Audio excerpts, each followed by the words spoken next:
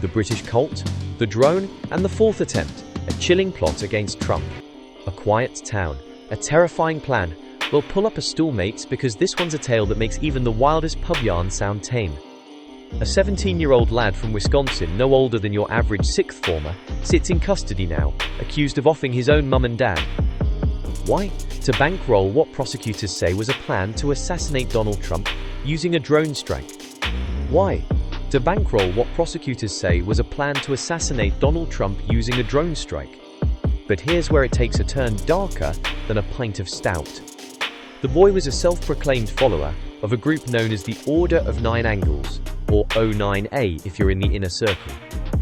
Sounds like a prog rock band, but trust me, it's more like a satanic death cult, with a philosophy marinated in neo-Nazism, chaos magic, and old-school anarchy.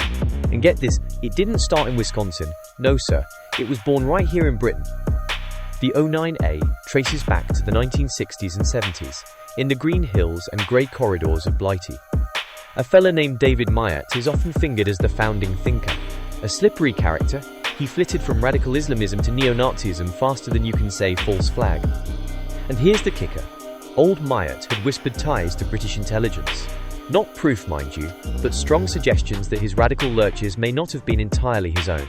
Temple of Blood, bloody hell. Warrington, the American offshoot, didn't stay local.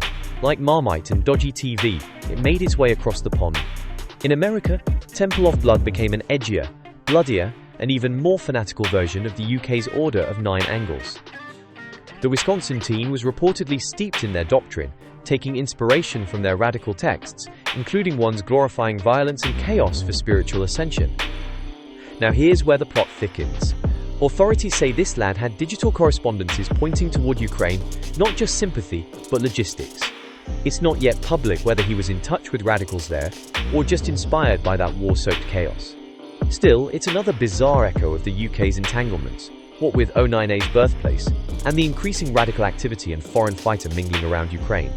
It's a strange pattern, isn't it? Intelligence agencies start monitoring extremist groups, and next thing you know, they're running the show.